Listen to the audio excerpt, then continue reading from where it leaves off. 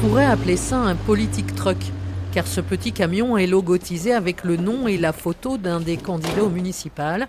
C'est Guillaume Arcez, médecin gériatre à l'hôpital de la ville.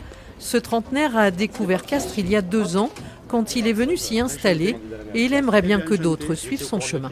C'est une ville de culture, de patrimoine, mais c'est une ville aussi qui a effectivement des points faibles. On a perdu 3500 habitants en 20 ans, on a perdu 150 élèves en quelques années, on a du commerce qui ferme, on a de la vacance immobilière qui augmente en centre-ville, on a 4 quartiers prioritaires à Castres. On doit redonner de l'attractivité et redonner envie aux gens de venir s'installer à Castres. Au QG de campagne d'un autre candidat, André Martinez, c'est l'effervescence. On prépare les derniers messages pour convaincre les électeurs, des petites vidéos pour le net. L'ancien psychologue a le cœur à gauche depuis toujours et son programme est teinté de social et de vert. Castres est une ville qui s'appauvrit. Nous voulons lutter contre la pauvreté à Castres parce qu'on ne changera pas la ville si effectivement on n'engage pas des actions fortes contre la pauvreté.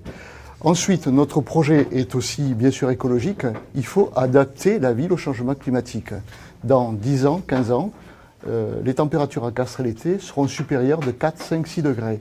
Chacun a sa recette pour rendre plus attractive cette ville de Castres. Au Rassemblement national, on évoque les problèmes de délinquance, mais pas seulement. Les impôts locaux sont montrés du doigt. Les habitants de Castres fuient la municipalité pour aller s'installer dans les communes périphériques.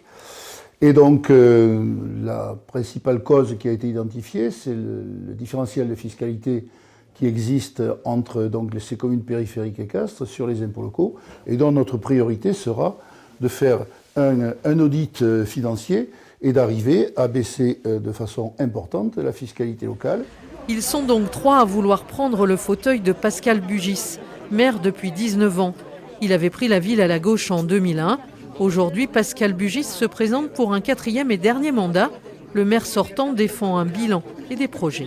Nous allons développer d'autres projets, essayer d'attirer des entreprises avec l'arrivée de l'autoroute pour que des entreprises viennent et donc des emplois et donc des familles. C'est pas du tout une ville qui se meurt ou qui est en déclin, c'est une ville qui a réussi à stabiliser sa situation malgré les handicaps dont elle souffre et notamment les handicaps liés à l'enclavement géographique qui est le sien.